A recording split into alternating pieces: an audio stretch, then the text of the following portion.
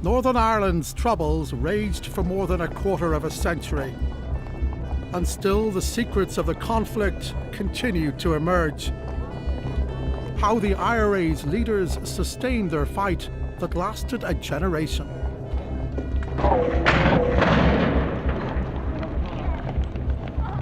For the IRA, 1972 began with the prospect of victory, a united Ireland and an end to British rule.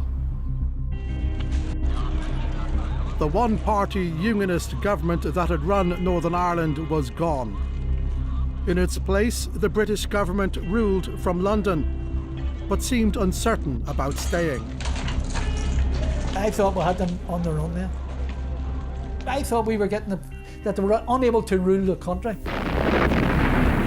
But after the bloodiest 12 months of the Troubles, the IRA's prospect of a quick victory had gone. Out of the ashes would emerge a new Republican leader to rebuild the IRA. We are either for the people or we are opposed to them. Gerry Adams. And I think it must be a basic tactic, a basic principle of republicanism that we fight on behalf of the people. We fight because the people want us to fight. A man whose role in the IRA's long war remains controversial, even today. I met Adams on numerous occasions. You were a member of the IRA? I was, yes. But Adams wasn't in the IRA. That's a lie. And I'm saying that now as having sat opposite him in meetings. Probably get shot for it, but I'm saying it.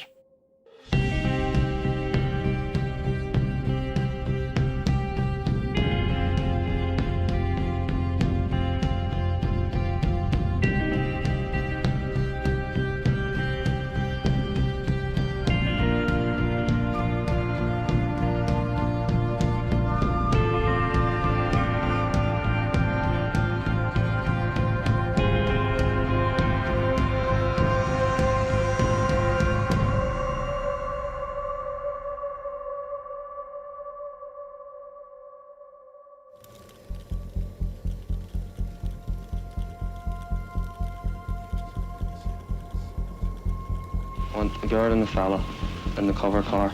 That's the two. 5 will be in the second car, number 2 car. Never seen before. This is the planning and execution of an IRA bomb attack, filmed as it actually happened in 1972. The second car will pull up outside the building. The girl in this car will take the bag containing the bomb into the building. The Secret Army, an American documentary that has never been broadcast.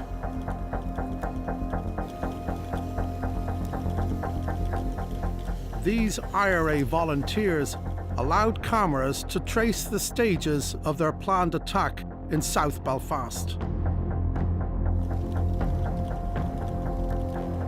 Their victory over the state seemed just one more bomb away.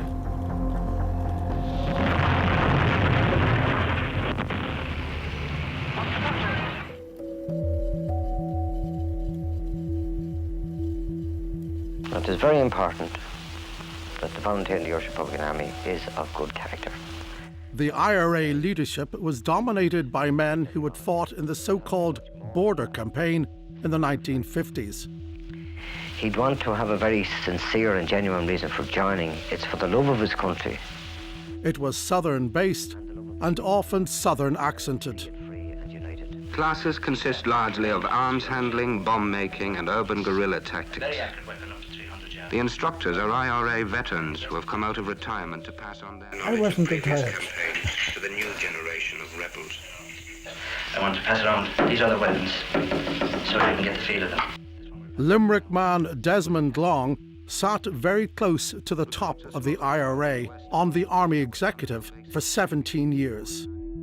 Weapons used by active service units in the northern conflict have been secured by IRA organizations. That's yourself, isn't it? It is. This weapon we're handing around now is the Thompson submachine gun. What was the average recruit like? Enthusiastic. Good weapon for street fighting because of its... Some of them were in it for the wrong reason. I remember a fella saying one time he got a little M1 rifle. And oh, geez, he said, that'd be great for shooting blue noses. I said to him, what are blue noses? Prods, he said. So I whipped the weapon off him and said, we're training nobody here to shoot Protestants. You're here to take on the British forces. Rory O'Brody was the public face of the Republican movement. The president of Sinn Féin, the IRA's political wing, here at a party meeting, he sat on the IRA's ruling Army Council. I have served in almost every capacity in the Irish Republican movement in the past 22 years, right up to Adjutant General and even Chief of Staff. Dáithí O'Connell, another Army Council member, also featured in the film. One bears in mind that eventually that the innocent civilians pay a price, that price is not in vain, that from that sacrifice a better form of society will evolve. Right, Sean? And this is IRA leader Seamus Toomey on the left, later to be the Chief of Staff, captured in this unique footage inside the IRA war machine. British Army.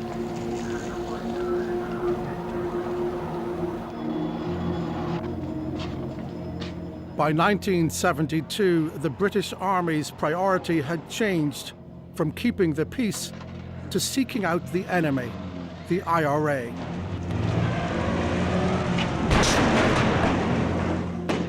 Still, Army casualties rose. It was rare for a week to go by without a number of casualties, particularly in Belfast. We were taking casualties almost continuously.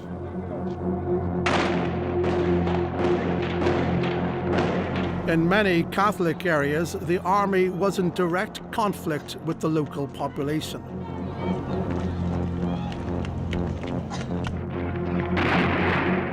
By the summer of 1972, the army had killed more than 100 people, mostly unarmed civilians, in circumstances that remain controversial to this day.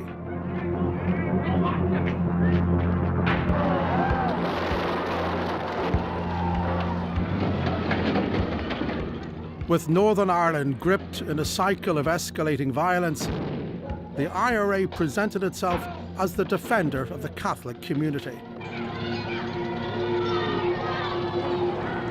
The security forces faced no-go areas, the foremost, Free Derry.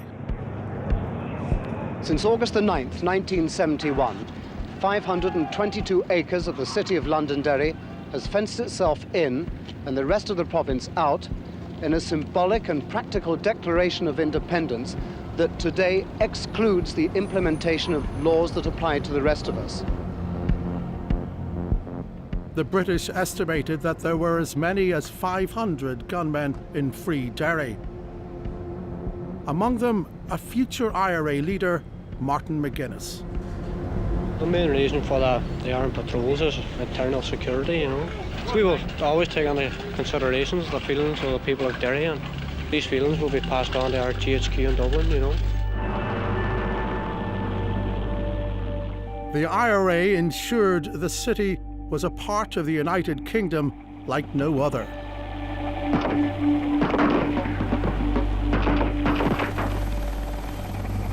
But even in this stronghold, the IRA faced demands for peace.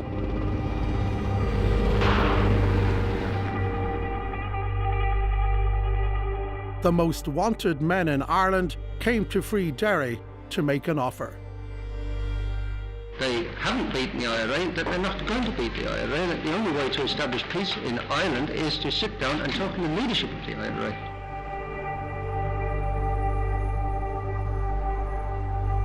The IRA, who the British dismissed as terrorists, were challenging the government to meet them as equals. Publicly, the British government stated it couldn't respond to ultimatums. Privately, it prepared to do exactly that.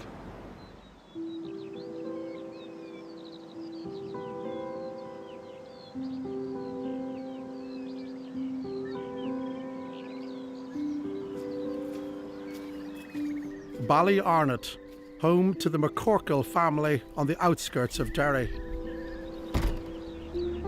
It's only about 400 yards from the border, and it's really very easy to come from the southern side and come up the back fields to the house.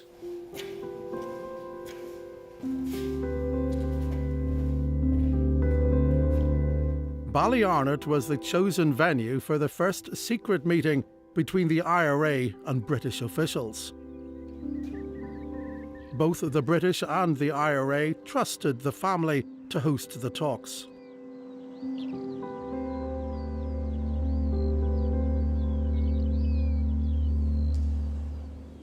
Michael McCorkle was Lord Lieutenant of Londonderry, the Queen's representative in the county. Aileen McCorkle helped run the Red Cross in Free Derry. She kept a secret record of the talks for more than 3 decades. It can now be revealed.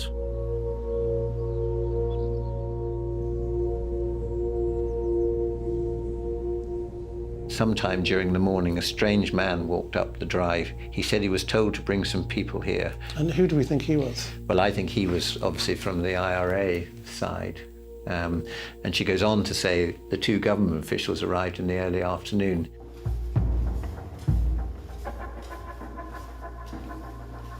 This is the room in the McCorkle family home, where British government representatives met the IRA to discuss terms for a ceasefire and a proposed meeting with the Secretary of State, Willie Whitelaw.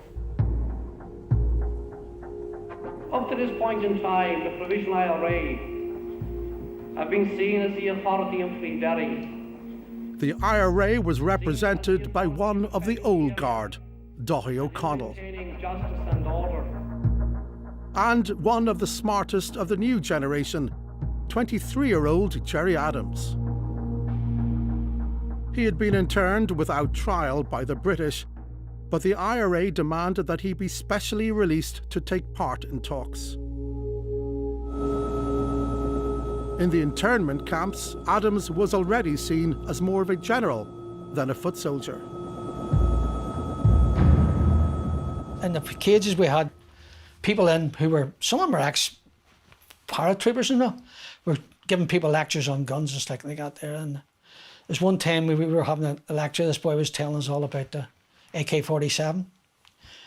And Adams walked in, he says, everybody looked around seeing Adams and were very surprised. And he says, it's okay, I just want to keep my hand on, you know. And they all start to laugh, you know. Why was that? Okay. Gerry, they think Gerry and guns don't go together. Following the Ballyarnott meeting, terms for a ceasefire were agreed. One of the British officials wrote up this 6-page report afterwards, and he concluded that there was no doubt that Darragh O'Connell and Gerry Adams wanted a ceasefire and a permanent end to violence. It paved the way for higher-level talks. The IRA leadership would be brought to London.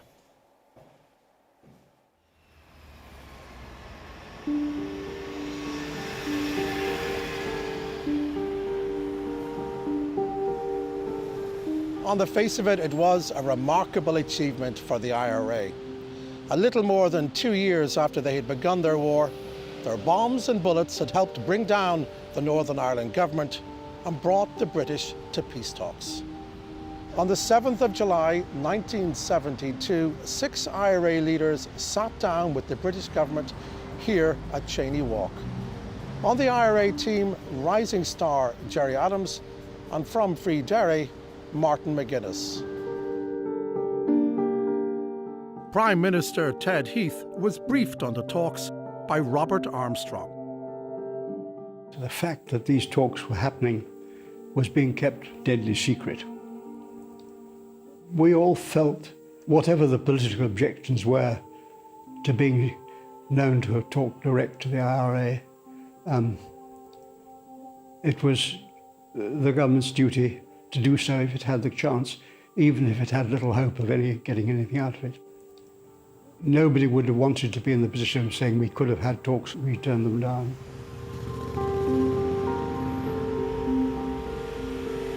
The IRA went into the talks confident and defiant. Their chief demand was a British commitment to withdraw. As far as the British were concerned, the IRA was demanding their surrender. The talks went nowhere.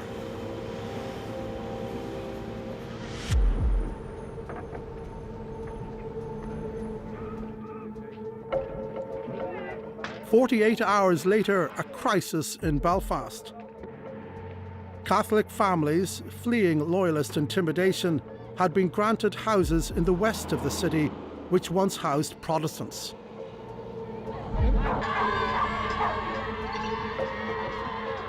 As they prepared to move in, they were stopped by the army. The lorries came down Landon Avenue and the intention of putting the people into houses, but the Brits stopped them and actually rammed the lorry with a Saracen.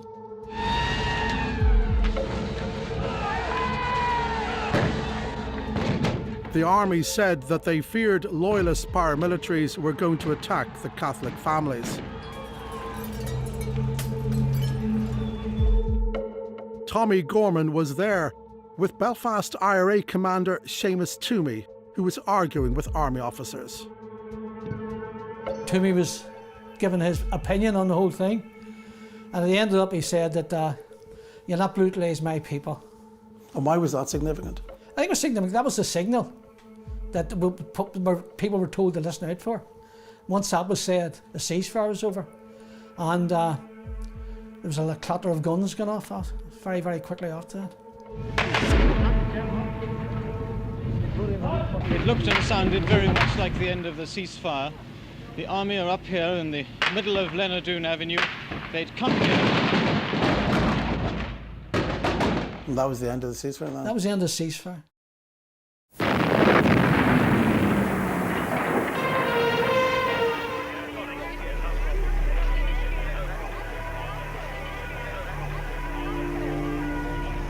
The IRA's push for victory resumed.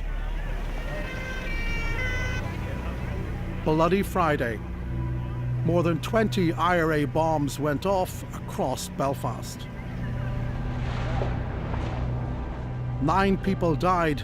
More than 130 people were injured.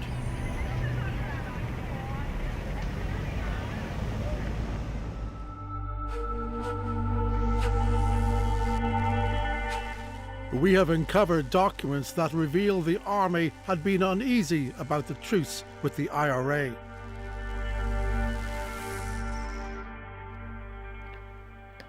Yet Bloody Friday provided the opportunity for the British Army to counter with its own show of strength, codenamed Operation Motorman. David Ramsbottom, aide to the Army's most senior officer, wrote the papers. Bloody Friday provided an admirable excuse to get Motorman in, and Motorman was seen as an ideal vehicle for getting rid of the no-go areas.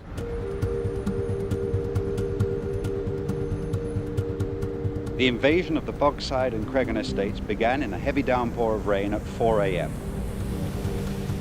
Under the cover of darkness, 28,000 troops broke down the IRA's no-go areas. It was the biggest military operation of the Troubles.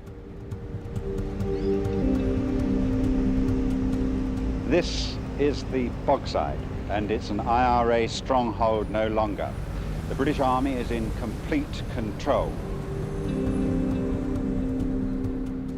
In Derry, the army killed 2 Catholics, one an unarmed IRA man, but met no real resistance. And we can reveal why. Many of the IRA's guns had been smuggled out of the city by this man. As a Catholic and a Derry man, and who ultimately wants a 32 Ireland Republic, I wouldn't ask any Protestant to live as it's ruled at the moment in the 26. Wouldn't dream of it. Brendan Duddy, a Derry businessman with contacts in the IRA and senior police. He was at the heart of a secret agreement to minimise the prospect of bloodshed by removing more than 50 IRA weapons from the city. That was a very big dilemma for my father at the time, in the sense that, oh, now I'm landed with the IRA's guns, but that was the agreement that they made. Eventually, they were taken over the border and they were handed back to someone, as the long and the short of it. And that's it.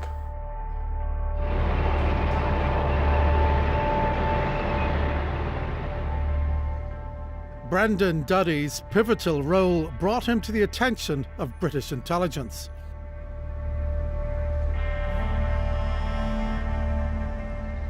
Duddy, through his Republican connections, offered MI6 a direct line of contact with the IRA leadership. This role as a go-between would continue on and off for the rest of the Troubles.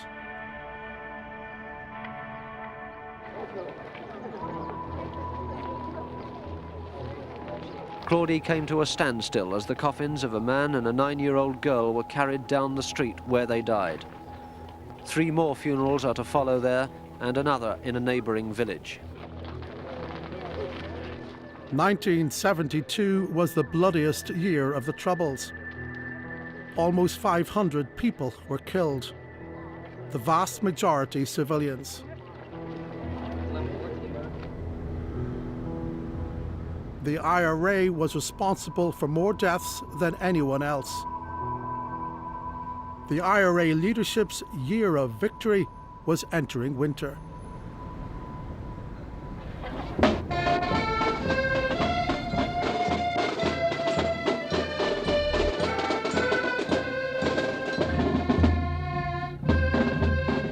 There was another obstacle in the IRA's path to victory. 1 million Protestants opposed to a united Ireland.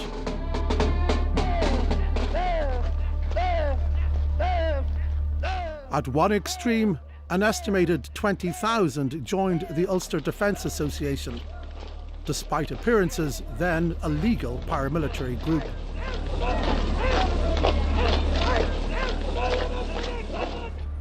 Loyalist paramilitaries claimed to be fighting the IRA, but they mostly killed Catholics. The doctor's car was coming along here at around about 9 o'clock this morning when it ran into an ambush. In 1973, in this poisonous atmosphere, the British government tried to introduce a political settlement. The Sunningdale Agreement gave Northern Ireland a government far removed from the old system of unionist rule. Moderate unionists agreed to share power with moderate nationalists.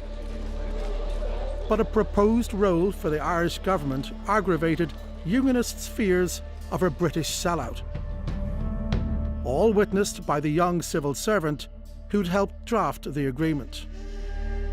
We've been through a lot of very difficult years, and now there was, we hoped, a real prospect of settling the situation and getting steady the whole thing up. I remember the posters going up about, United Ireland is only a Sunningdale away. Even the talk of the Republic of Ireland was almost blasphemous.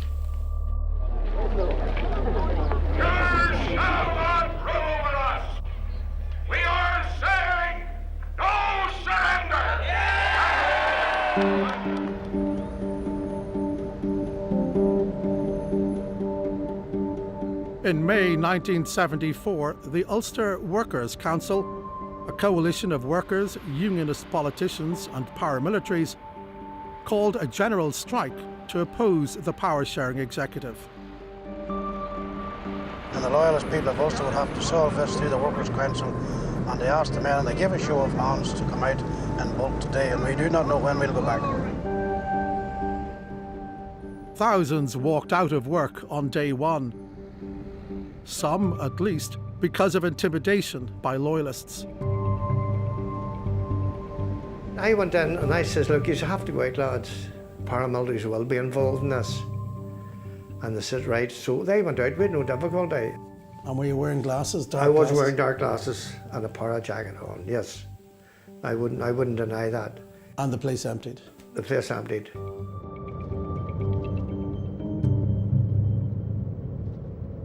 It was described as a strike. It wasn't really a strike, it was an insurgency.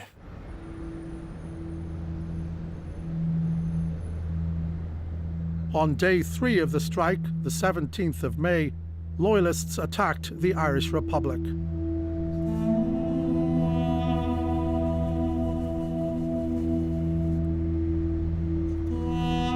Bombs exploded in Dublin and Monaghan.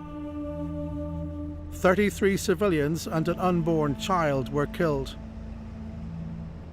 It was the bloodiest day of the entire Troubles.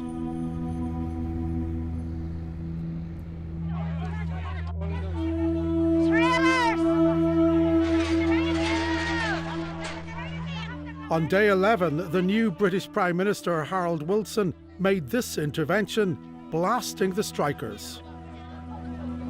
People who spend their lives sponging on Westminster and British democracy and then systematically assault democratic methods. Who do these people think they are?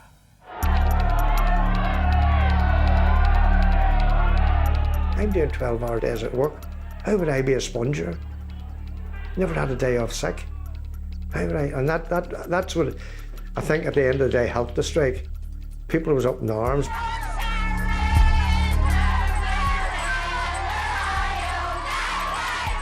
On day 14, the Sunningdale administration collapsed. Wilson's spongers had faced him down. Power sharing was dead. The strikers had won. If Sunningdale had worked, we should have saved 20 years. And that can't be negligible. Mr. Wilson was not prepared to do what one would have had to do if you were going to overcome Ulster Unionist objections to it. Heath might have been. Unionism had tested and smashed Westminster's resolve. The significance was clear to Irish government insiders. Unionists were given the power to say no to any initiative, no matter how ambitious, no matter how modest, on the part of the British government in relation to Northern Ireland. In other words, they held all the cards.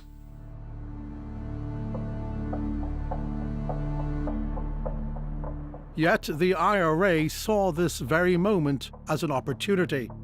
If Unionists could break London's will, so could they. We all know that you are beaten and that you may secretly be preparing to go home.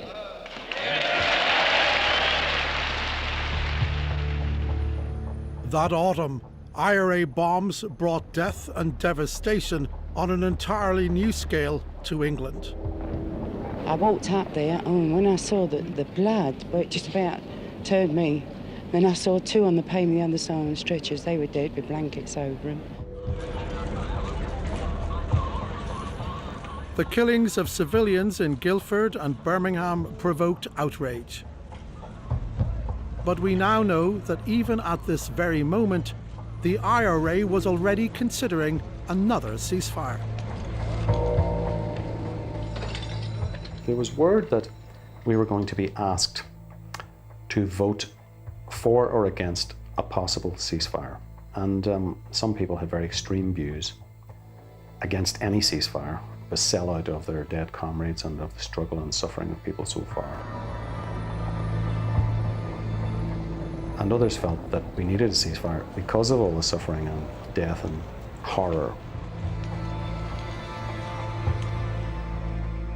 Every area was fucked except maybe South Armagh. We needed a breathing space. Aside from that, I've always believed that if things can be gained without fighting, you explore that.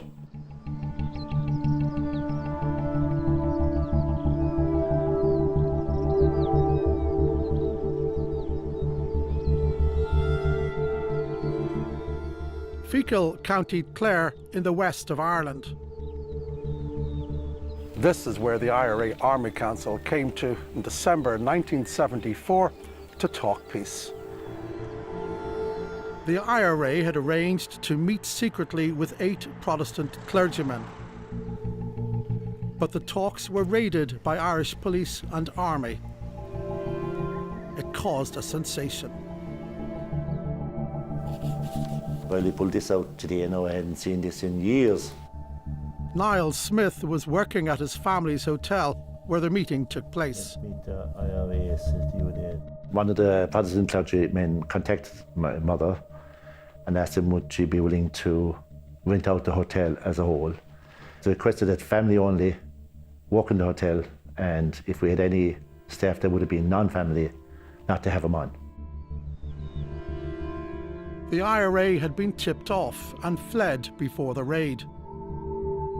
The Irish state had discovered the talks were taking place and was determined to stop them. My sense of anything to do with the Provisional IRA at that period was they were at least as big a threat to the Irish government as they were to anybody else. The only dealing Dublin would have with the Provisional IRA was to arrest them and jail them. The IRA risked the arrest of its leadership to deliver a message to the clergymen. They would agree another truce if Britain would reconsider withdrawal from Ireland.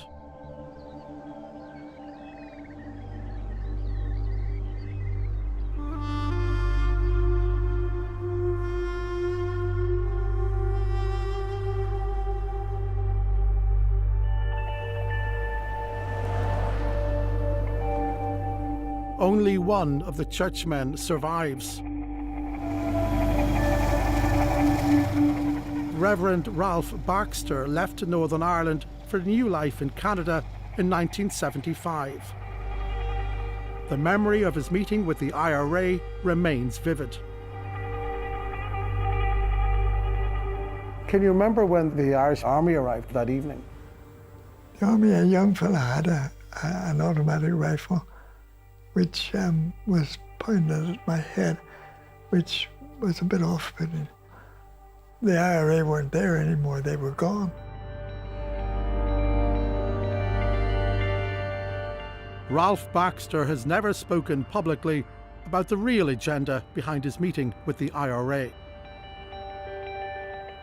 He and his colleagues were on a mission, secretly approved by the British Prime Minister, Harold Wilson, to sound out the IRA's true intentions. We had Harold Wilson's blessing. And you knew that? Yeah. How did you know that? Well, we talked to them about what would happen if we met with the IRA. Would you recognize it? And they said yes. We met with them on behalf of the British government. You were essentially there as emissaries of the... Yeah, we were. It was the only role we could have. We didn't have any other role.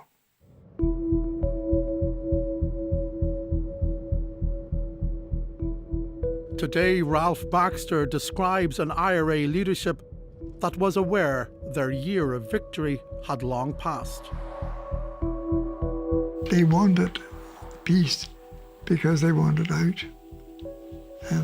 Why they wanted out is another thing altogether. But that's where we started. Did you think they wanted peace, yeah? Yeah, they did. In the city centre this morning, the Christmas rush was able to go ahead with rather more confidence than in the past. Reverend Baxter and his colleagues had taken a risk, but it looked to have paid off. The IRA called a ceasefire just before Christmas.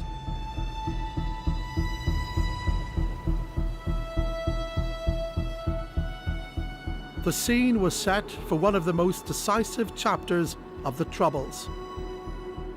The clergyman brought back the simple message that the IRA was willing to talk if British withdrawal was on the table. London's response would come through a secret back channel. a man British intelligence had come to call the Contact. What sort of a man was Brendan Duddy? We had 50 employees in 1967-68. We've now got 5. You could be sitting in Brendan's chip shop, 2 o'clock in the morning, all the ordinary customers, as it were, are gone, and Brendan will be explaining something with the help of vinegar bottles and salt cellars and ashtrays, you know. There's the Brits, Provost. Business community. When people like ourselves get so fed up with violence that we're prepared to go a little bit further to meet each other's point of view. And I think that is coming, and I think it is coming just as inevitably as you're turning the pages of a book. He was a strategist, Brendan, but he was, at all times, he was a strategist for other people. He could explain to you what their strategy was and what it ought to be. But nobody knew that Duddy had already spent months building a line of communication between British intelligence and its enemy. With a temporary ceasefire in place, he was asked to help set up face-to-face talks with MI6 and the IRA leadership. Duddy worked with 2 others. One, a young priest at the heart of life and death in the Bogside, Father Dennis Bradley.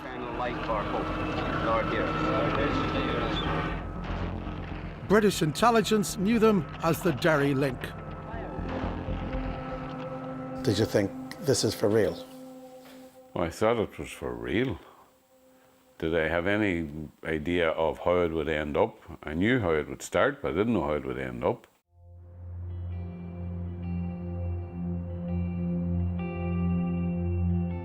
For the IRA, the prize was British withdrawal. The risk for the IRA leadership was a British trap, being lured into open-ended talks simply to stop the armed campaign.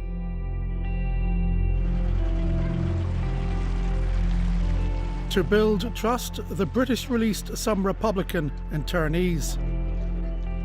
In return, the IRA agreed not to target Crown forces and called an open-ended ceasefire.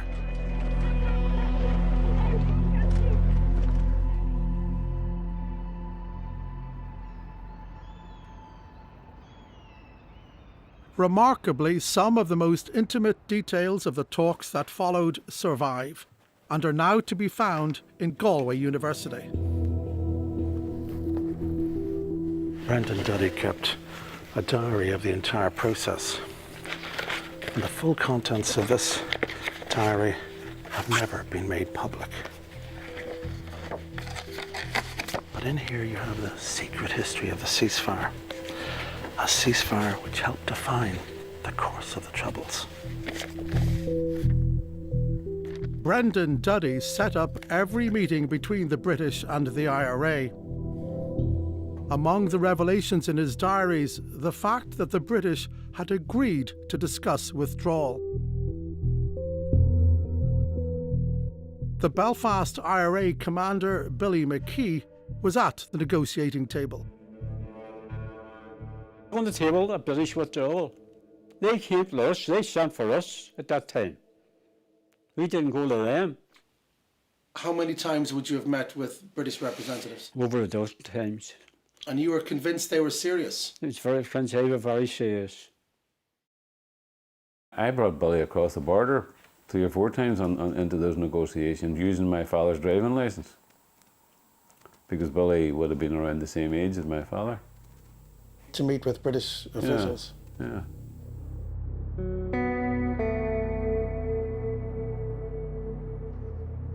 The talks were secret, but rumours of British withdrawal spread. For some in the Unionist community and the security forces, that posed a threat of betrayal. Amid growing distrust, the arrest of a Derry man wanted for bombing London put the ceasefire in jeopardy. Men with pistols pointed at my head and said, "Don't move. We're RUC, we're arresting you." They said to me in the car, "I'm going to use you, the London bomber, to wreck this fucking ceasefire." Two thoughts hit me. One was I could be released shortly if the ceasefire works, or I could not be released shortly if it fails. And if it fails, the Derry Brigade are going to strike the RUC.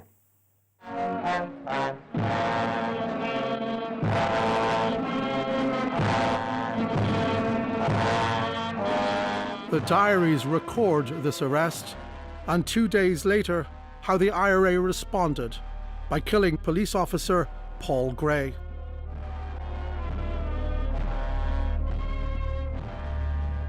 The truce held, but only between the IRA and the British Army.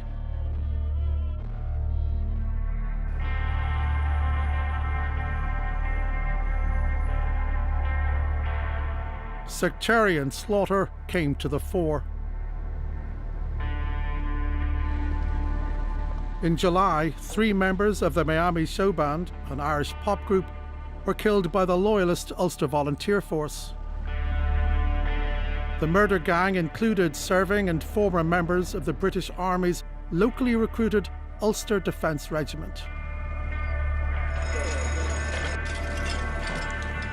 5 civilians were killed in an IRA bomb and gun attack on a bar on the loyalist Shankill Road. Many Republicans feared the IRA, no longer attacking British soldiers, was being diverted into a purely sectarian civil war. It's a tit for tat too. That's what it goes, comes down to it, and the Brits are standing back being the good guys. Let them kill themselves, let them kill each other.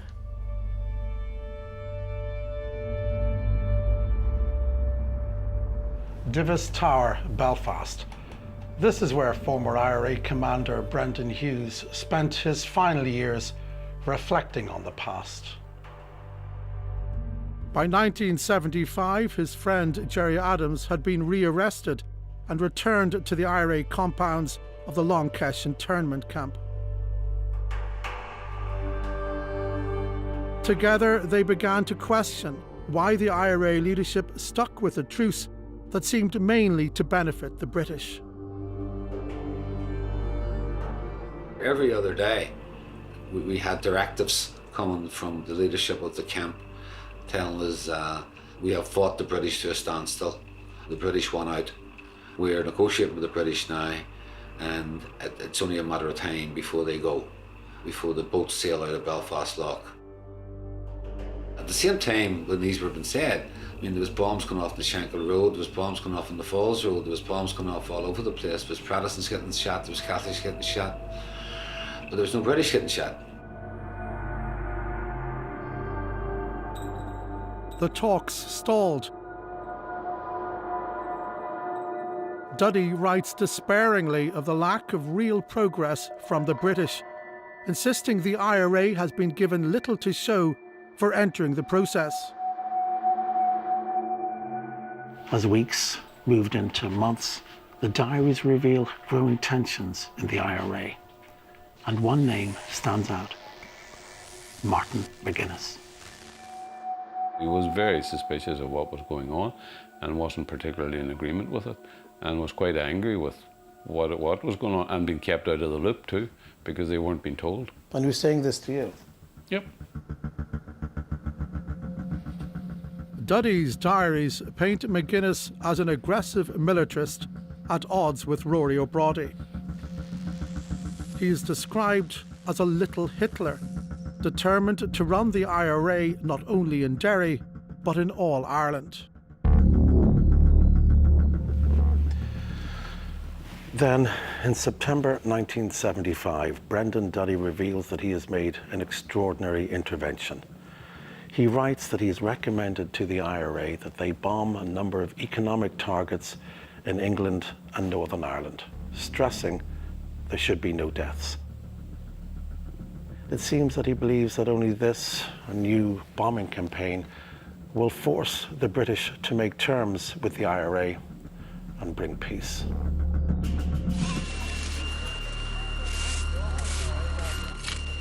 The IRA resumed its bombing campaign, and there were casualties. Meetings with the British were suspended. .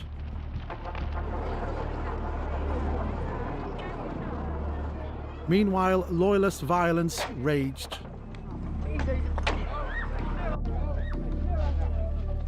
The spiral of sectarian murder continued.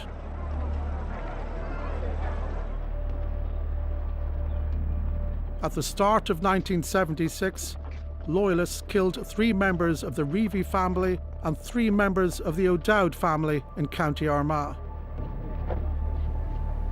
24 hours later, the IRA killed 10 Protestant workers at King's Mills.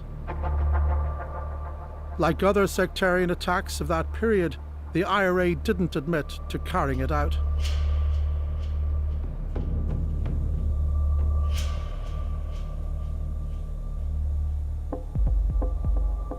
By now, the 1975 ceasefire had become meaningless, and it had lost the confidence of many senior members of the IRA. The diary records that the IRA executive, which appointed the leadership, voted to return to war by 10 votes to 0. 75 ceasefire was a disaster, an absolute disaster. The Army executive were against it from day one. We didn't agree with the truce in 75 and told him it should be finished. And were you consistent in 75? Were you saying that throughout 75? Oh, well, yes, we said it quite a number of times. In the end, we put the resolution, which was passed unanimously.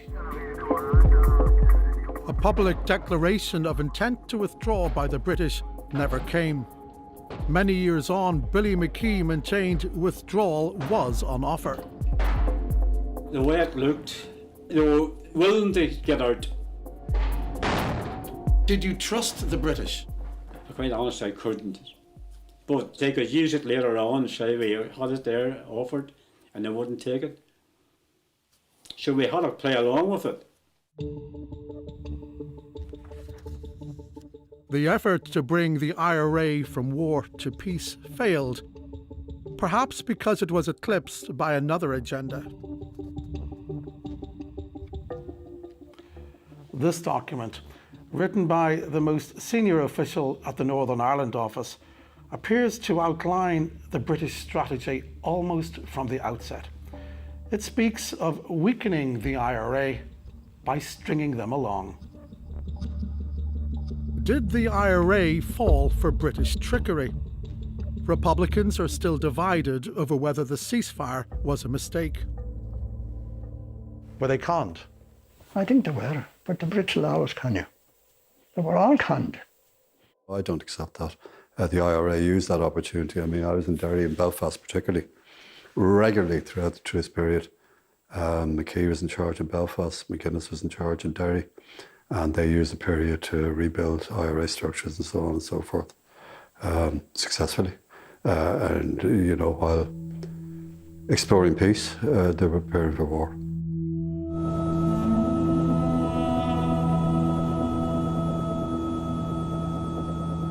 The 1975 ceasefire did transform the conflict, but not necessarily in ways the government intended.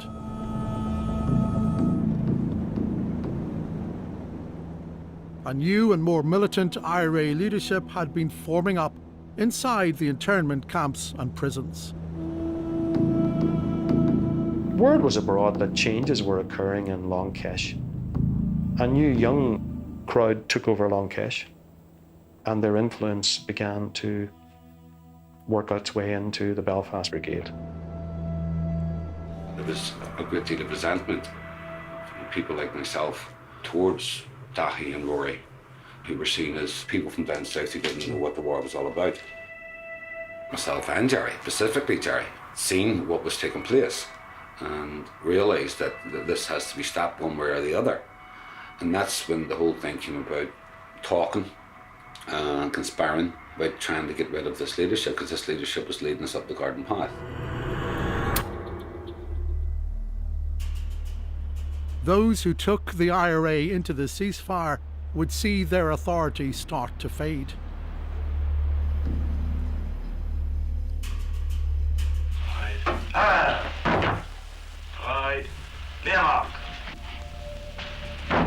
The IRA's year of victory never materialised. A younger generation prepared to take charge, from the veterans who had led the war from the start. Nice class. The new leadership would be mostly northern accented.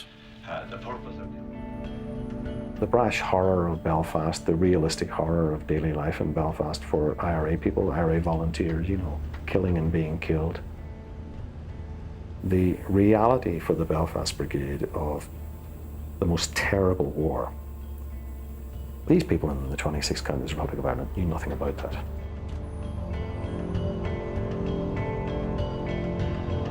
I'd like to go into conditions of membership of the IRA. Of course, these are subject. They were to be shaved off and gotten rid of, regardless. And the people in Belfast who felt that they were at the centre of the earth, they were going to take over the Republican movement and win the war on their terms. Martin McGuinness was no longer the young Derry gunman. By early 1976, he was on the IRA's ruling Army Council. The new leadership prepared for a protracted and grinding campaign, what they termed the Long War. The British could also see the coming war of attrition. The government had hoped to squeeze the IRA out of existence, but this secret army report, written in 1978, concluded that the IRA was well equipped, more professional, and capable of waging war for the foreseeable future. We have obtained other secret British Army reports that reveal they had no doubts about who was driving change in the IRA. Who did Army Intelligence tell you was responsible for the reorganisation of this? Well, this is where Gerry Adams's name came up, because he was held to be the Chief of Staff or whatever, responsible for quite a lot of the coordination of that. We are either for the people or we are opposed to them. And I think it must be a basic tactic, a basic principle of republicanism that we fight on behalf of the people. We fight because the people want us to fight. This is Gerry Adams after his release from jail in 1977. He maintains he was never in the IRA. His only convictions are for attempting to escape internment. However, numerous sources state he was a long-standing member of the IRA's ruling Army Council and briefly its Chief of Staff. Did you meet Adams? Actually, I met Adams on numerous occasions. You were a member of the IRA Army Executive. I was, yes.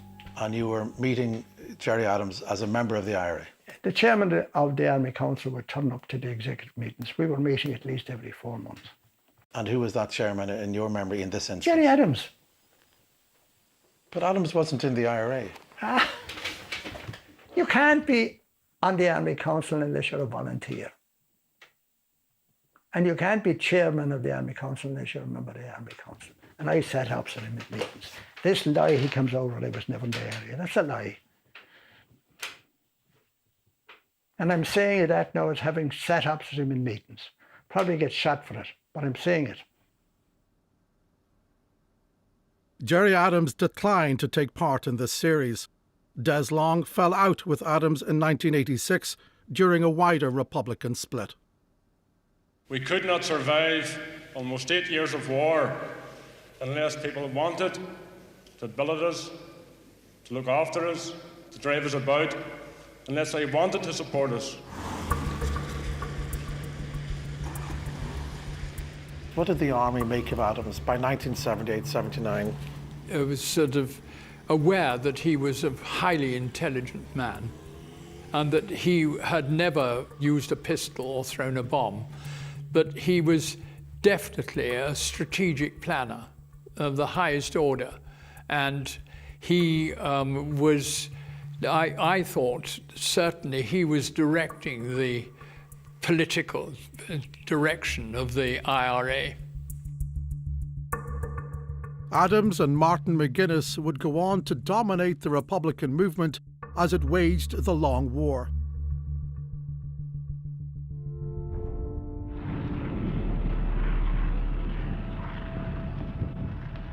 As the 1970s came to an end, the conflict was expanding in ways few could ever have foreseen. There had been a telephone warning, but with 500 revellers inside and only 5 minutes' notice, the police had no chance to act on it. Arguably, the ceasefire was little more than a series of missed opportunities. Over 2,000 more people would die. At the end of the day, what was it all about? I mean, what the fuck was it all about?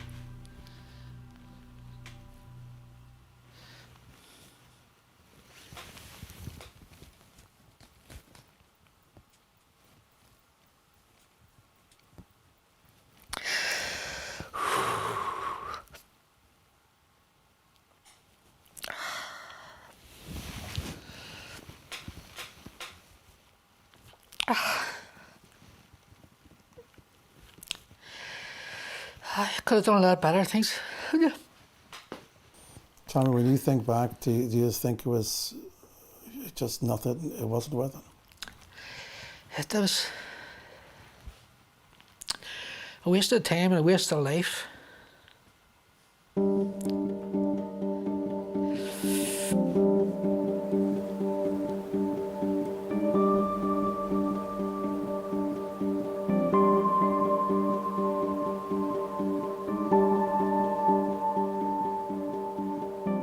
For nearly 50 years, Canada has been home for Ralph Baxter and his family.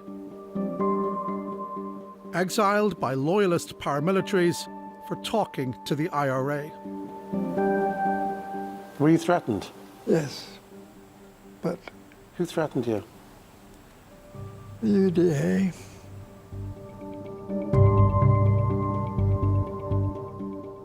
In the eyes of the Ulster Defence Association, Ralph Baxter's sin was to seek peace with the IRA. What did they say? Can you remember? They would remove us from the scene, if possible. And they would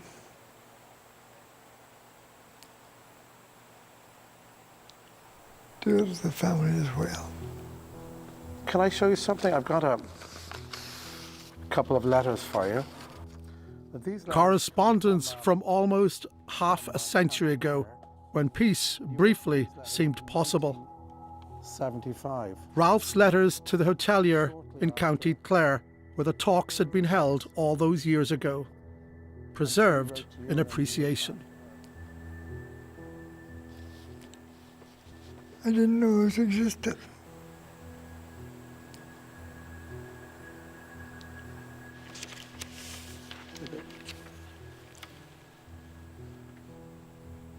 It speaks of a time, doesn't it? It certainly does, yeah.